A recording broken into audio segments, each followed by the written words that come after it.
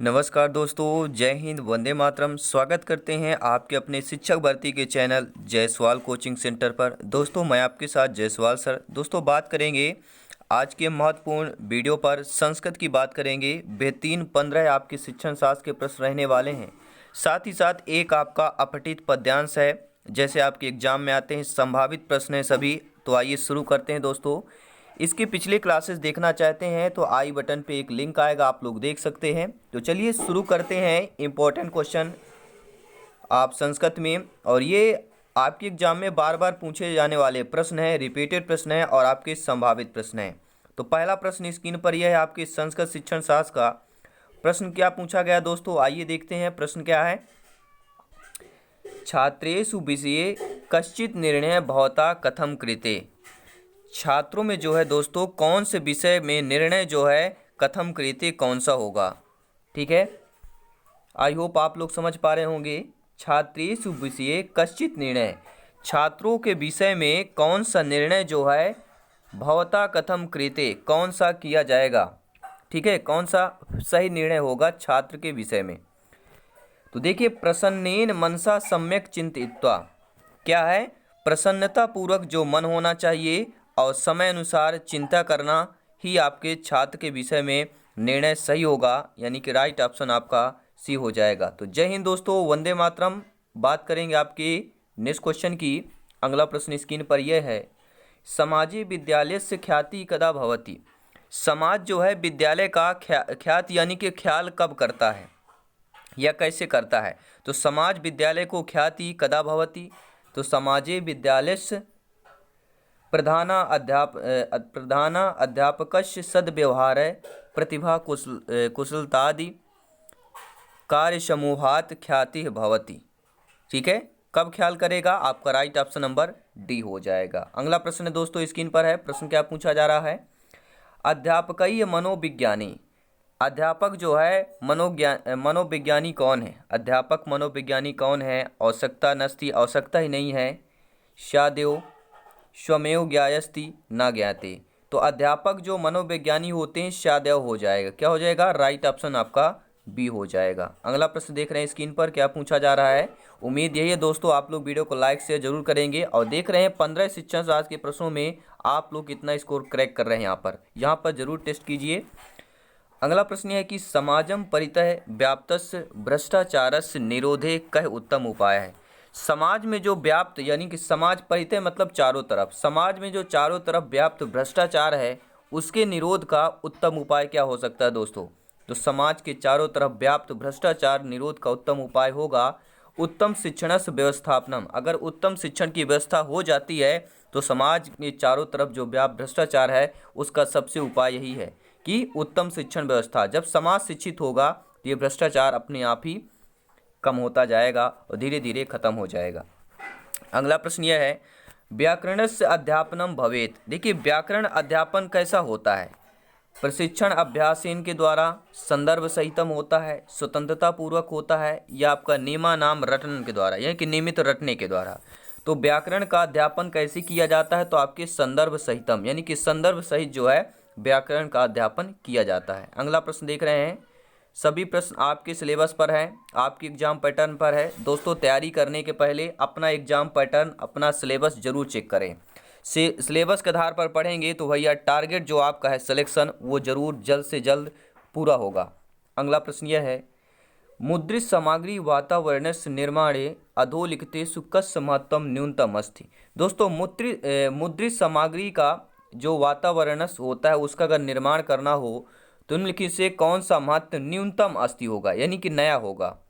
दोस्तों मुद्रित सामग्री वातावरण का निर्माण करना है तो क्या हो जाएगा, दूरदर्शन संगणकम, स्मार्टफोन अधिनाम दृश्य माध्यमान चालनाम हो जाएगा। यानी दूरदर्शन जो संगणक है, स्मार्टफोन, ये जो तीनों हैं अधिनाम उपरोक्त जो है दृश्य माध्यम चालनाम, दृश्य के माध्यम से होता है। तो मुद्रित सामग्री वातावरण का निर्माण यहाँ पे महत्वपूर्ण न्यूनता हो जाएगा। पहला ऑप्शन यहाँ पर सही हो जाएगा। अगला प्रश्न देख रहे हैं क्या है। अगला प्रश्न है कि यदा पाठे तर्क संगत क्रमैः विचाराणाम सुव्यवस्थित नियोजनम दृश्यते तदा उच्यते तस्मिन् पाठे अस्ति। अर्थात दोस्तों इस पाठ में जो है तर्क संगत क्रम का विचार अगर सुव्यवस्थित नियोजन के देखा जाए तो उचित तस्मिन पाठे यस्त, उचित रूप से वह पाठ हो सकता है। सविन्यासय होगा, सुसंगति होगा, ससंगता होगा या बोधगमता होगा। तो जिस पाठ में तर्क संगति क्रम का विचार सुव्यवस्थित नियोजन से देखा जाता है वह जो होगा वो उच्चते तस्मिन पाठे यस्ति तदा, तो अब हो जाएगा सुसंगित पाठे अस्ति होगा, तदा उच्चते सुसंगति पाठे अस्ति हो जाएगा। राइट ऑप्शन आपका बी हो जाएगा। सभी लोग आप लोग भावी अध्यापक अध्यापिकाएं हैं, सभी को मेरा नमन है दोस्तों। और ये शिक्षक भर्ती का चैनल है और जायसवाल सर को सिलेक्शन के बाद एक सरकारी सीट, सरकारी शिक्षक, गवर्नमेंट टीचर बनने के बाद भूलना नहीं दोस्तों। जी हाँ दोस्तों, अगला प्रश्न आ चुका है। इस परिवार को नहीं भूलना, क्योंकि यह परिवार है जो आपके परिवार को खुशहाली लाएगा और आपके जीवन को एकदम चेंज करने वाला मोमेंट होगा। वो एक दिन सिलेक्शन है और अगले साल हमें सिलेक्शन चाहिए दोस्तों, और कुछ नहीं चाहिए। लाइक, शेयर, सब्सक्राइबर, ये तो एक मोटिवेशन होता है। एक परिवार का एक मोटिवेशन करना, इस परिवार को आगे बढ़ाना, ये आप लोगों का समर्थन है दोस्तों। जय हिंद सभी मित्रों का करते हैं। जितने भी मेरे सब्सक्राइबर भाई बहन हैं सभी को धन्यवाद, तहे दिल से धन्यवाद है दोस्तों। अगला प्रश्न देख लेते हैं। विद्यार्थिनी अभिव्यक्तुम समर्थाय इत निश्चेतुम भाषा शिक्षक किम कुर्यात्। दोस्तों विद्यार्थियों में जो है अभिव्यक्ति के समर्था, ठीक है, कहते हैं ना अभिव्यक्ति समर्था होनी चाहिए, अभिव्यक्ति का समर्थवान होना चाहिए, ठीक है। तो विद्यार्थियों में अभिव्यक्ति की समर्थ जो है इत निश्चेतुम भाषा शिक्षकम किम कुर्यात्, कौन सी जो है निश्चित भाषा शिक्षक कर सकता है दोस्तों। राइट, देखिए प्रश्न थोड़ा डिफरेंट है, सिलेक्शन वाला प्रश्न है दोस्तों। राइट ऑप्शन डी होगा।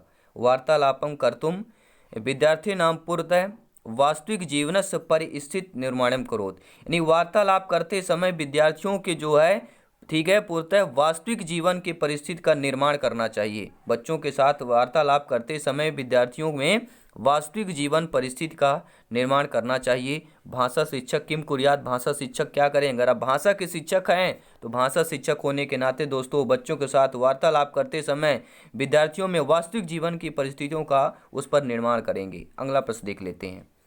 रचनात्मक मूल्यांकनम अस्ति। दोस्तों रचनात्मक मूल्यांकन कैसा होता है। शैक्षणिक दृष्टया होता है, प्रक्रिया मूलकम होता है, उत्पादन मूलकम होगा या दक्षता मूलकम होगा। राइट ऑप्शन क्या होने वाला है, फटाफट नीचे कमेंट बॉक्स में आप लोग भी यहाँ पे स्कोर बता सकते हैं, क्रैक कर सकते हैं और कमेंट बॉक्स कर सकते हैं। अगला प्रश्न यहाँ पर क्या है, इस प्रश्न का उत्तर देख लेते हैं। रचनात्मक मूल्यांकनम अस्ति, रचनात्मक मूल्यांकन उत्पादन मूलकम होगा। रचना करना यानी कि क्या होता है, किसी भी चीज़ का रचना करना यानी उसको बनाना, क्रिएटिविटी करना। तो ये कैसे करेंगे, उत्पादन के द्वारा करेंगे। कोई भी चीज़ उत्पादन करेंगे तभी वो रचनाकार कहलाती है, ठीक है। तो रचनात्मक मूल्यांकन अस्ति आपका उत्पादन मूलकम हो जाएगा। राइट ऑप्शन आपका सी हो जाएगा। अगला प्रश्न देख लेते हैं क्या आपको दोस्तों पूछा जा रहा है। कश्चित नवीन पाठस्य व्याख्यानात् पूर्वम शिक्षकस्य ध्यानम स्यात्, यानी कि कौन से नवीन पाठ के व्याख्या करते समय पूर्व शिक्षक का ध्यान करना चाहिए, शिक्षकों को पहले ध्यान करना चाहिए। दोस्तों आप लोग सभी लोग भावी अध्यापक अध्यापिकाएं हैं, अगर आप जा रहे हैं विद्यालय में पढ़ाने के लिए, कक्षा में प्रवेश कर रहे हैं, तो कश्चित कोई भी नवीन पाठ जो है आपको उसको व्याख्या करना हो तो उसके पहले आप लोगों को यानी शिक्षकम ध्यानम स्यात् आपको क्या ध्यान करना होगा।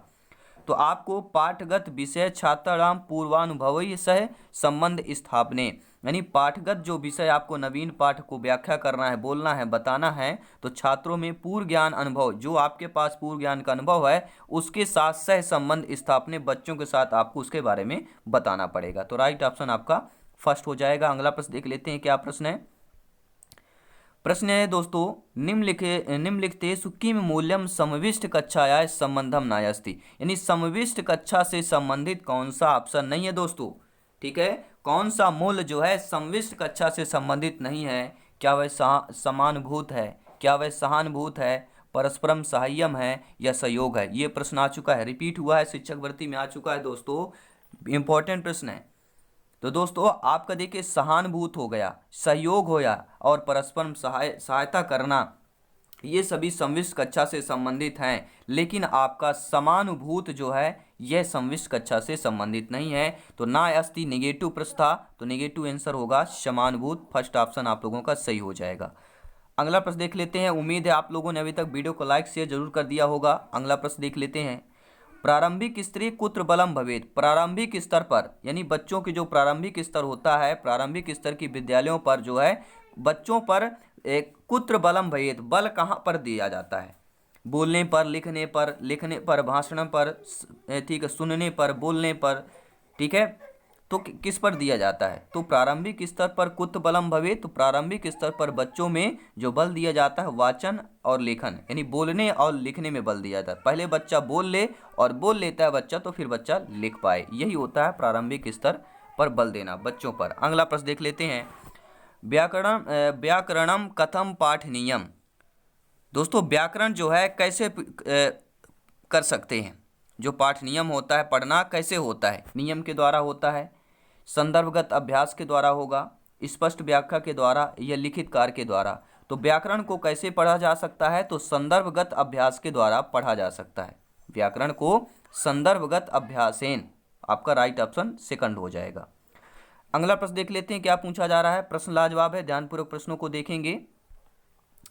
प्रारंभिक स्तरे अधिकाधिक भाषा व्याकरणीय येन बलाय लक्ष्य भाषा व्यवहारे निपुणाय भवेयो।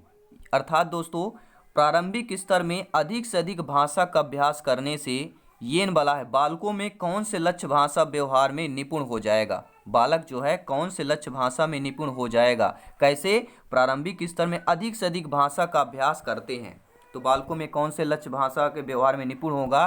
तो वह बालक समुचित रूपेण से लक्ष्य भाषा व्यवहार में निपुण हो जाएगा, क्योंकि अधिकाधिक रूप से भाषा अभ्यास कर रहे हैं बच्चों पर। ठीक है, अगला प्रश्न देख रहे हैं, स्क्रीन पर है।